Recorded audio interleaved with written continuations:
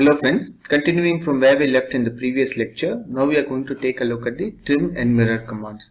As we have seen earlier, we are now taking a look at the operations commands which are used to modify the sketches that we have created. So trim and mirror are also some of the sketch modification tools, and let us take a look at them now.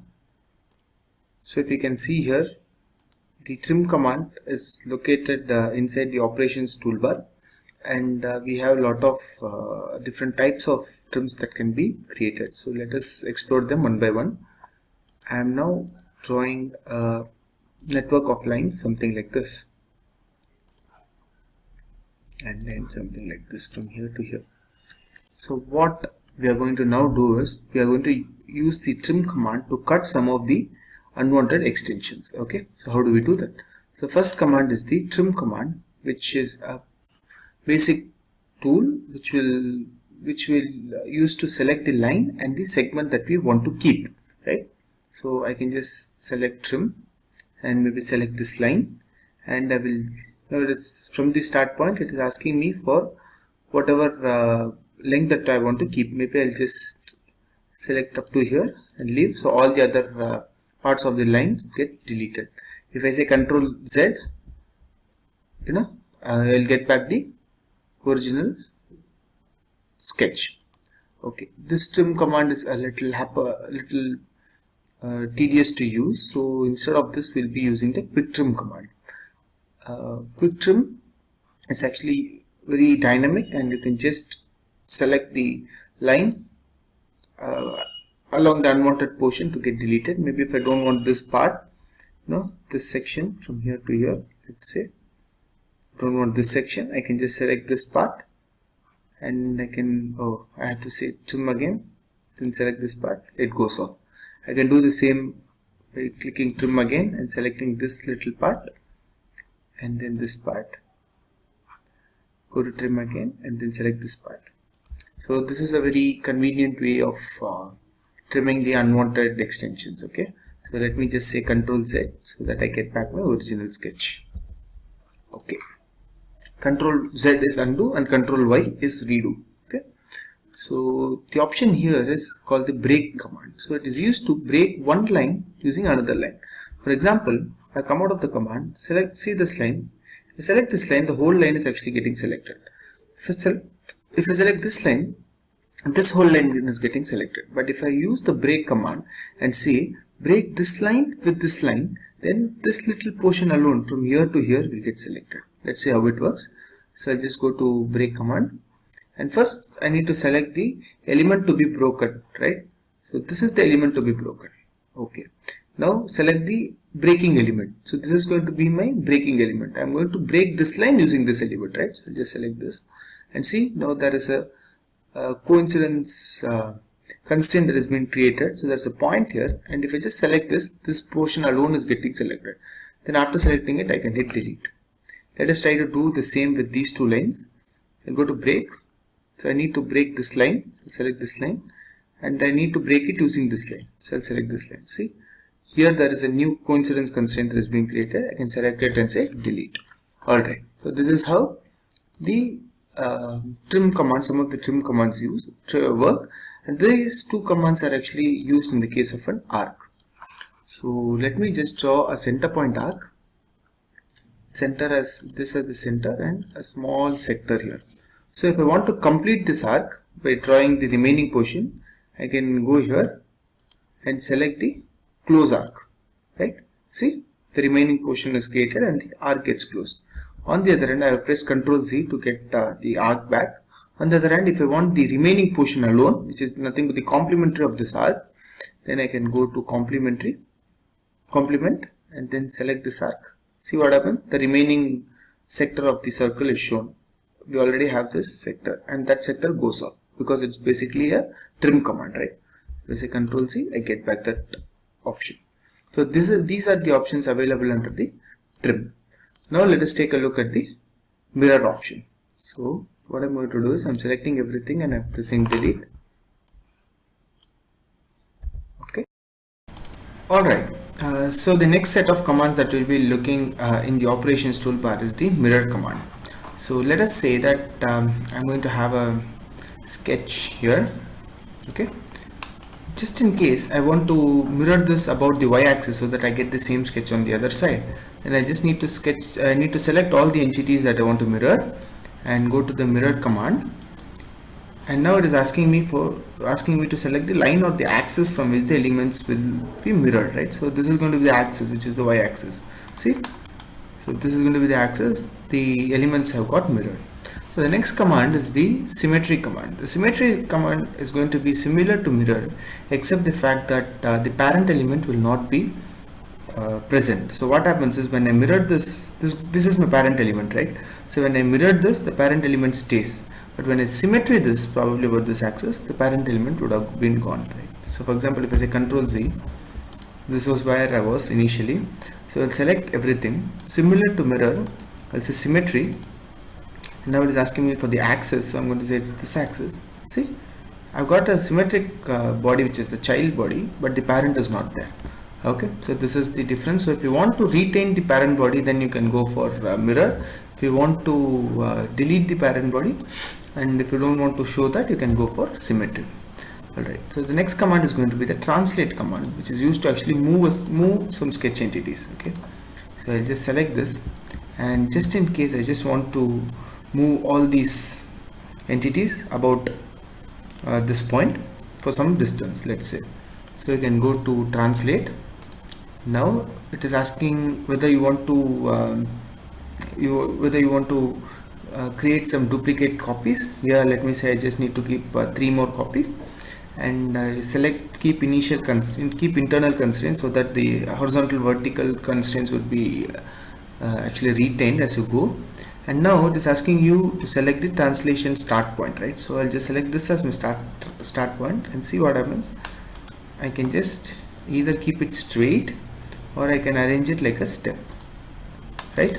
So if I can do this something like this, and then what I can do is I can just add dimensions and relations to it maybe. So I'll just select all these lines, and I can say vertical lines. I can go here, add dimensions, and say vertical.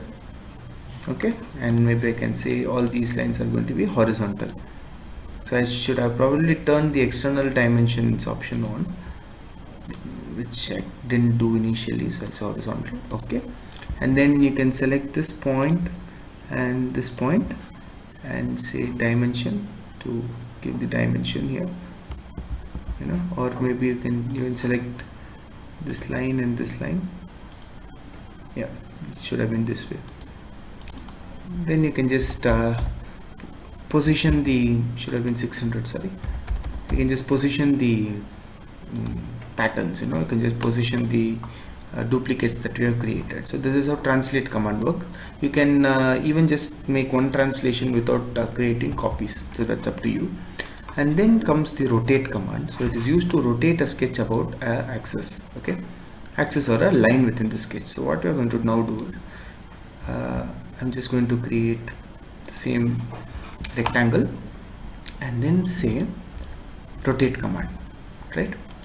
Now it is asking me to select the geometry to be rotated. I'm going to rotate all this, and I'm going to create only one instance. Okay, and now it is asking me to select the rotation center point. So I can either select the center of the rectangle if it would have been there, or maybe I'll just select this edge and draw an imaginary line, and so that I can just place it on top of it. There you go, something like this, right? And then what we can probably do is we can just specify the angle between the two, and go to dimensions and specify the angle here. Instead of 40, you can make 45. No, the sketch actually gets turned. We shouldn't do that probably. If I just want to rotate this about this line or about this some other point, then what I will do is I'll go to rotate again. Okay, and now it is asking me to select the geometries. I can probably just select these two edges, this and this. Okay, and okay, I can specify the angle here. I can say 75 degrees. See, so it is tilted, this angle has come up for about 75 degrees. So these are the rotate commands that you can use. The last command is the scale command. Scale command is actually used to make a sketch smaller or bigger by some scaling factor. So if this is going to be the original size, and if I want to make this twice the size of the original one, then I can probably go to scale. Now it is asking me for the geometry to be selected. I'll just select the geometry. Okay, and now it is asking me to select the scaling center point. What I can probably do is I will just draw a center point rectangle instead of corner rectangle, so that I can select the center point to be the point about which the scaling has to start, right? So it would be better. So I'll go to scale. Now I'll just select all these bodies, and probably the scaling center has to be this, and see, I can specify the value here, make it 2, right? So see this, so this rectangle is twice the size of the original one, so lengths have been increased twice, and so has the width. So I can just delete it, and the last option there is the offset option. Offset option is used in order to add some thickness to the sketch. So for example, if this is the sketch, and if I want to add some external or internal thickness to this, then I can select all these entities and go to offset, right? See what happens. See, I'm adding some thickness, external and internal. I can leave it here, and then I can just go to dimensions, select these two lines, and I can say, so for some reason this is going to be 100 mm thickness, and maybe I can select the thickness on the linear direction as well, so I can say 100. Okay, so this is how offset command works.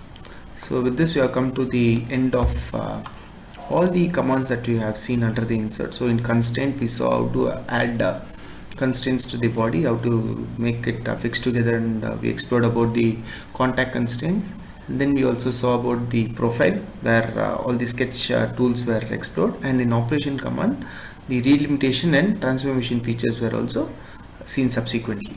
So with this we have come to the end of the sketching tutorial. In the next video we will be seeing how to convert these 2D sketches into 3D. That is, so once you have completed, okay, let me just finish with this problem.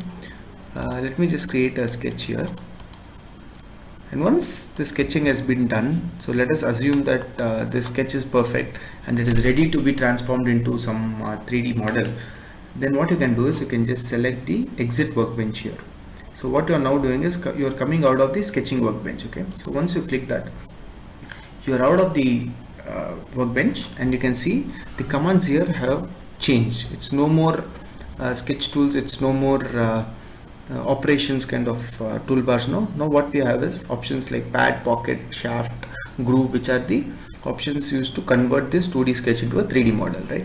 If you again want to edit this, the sketch is available under the part, under the design tree. So this is actually called as the design tree. So all the parametric softwares will have this kind of a design tree where you have all the features available. So when you're dealing with the complex models, this design tree will be very useful because it will show you where the sketches are. So you can just right click here, go to sketch edit, sketch object, and say edit. So see, now you come into the sketching workbench. How to know in which workbench you are? You have to make use of the icon here. So if you are in the sketching workbench, you use the sketcher. You can see the sketcher icon here. And you can just change the sketch. Maybe I'll just make some random changes here, something like this, something like this maybe. Okay, and then if you exit here, see what happens to the icon here. Once I exit, the icon changes to a part design workbench. So this is where you have to this is the place you have to check as to which workbench you are in, and the icons here and the tools here will subsequently change based on the workbench you are currently with. Okay, so with this we have come to the end of the sketching tools. Now you also know how to exit the workbench, come to the part design exit the sketcher workbench and come to the part design workbench. And if you want to edit, how do you do that? You can just right click, go to sketch edit and edit, so that it goes back to the sketcher workbench. So that's the end of the video. Thanks for watching.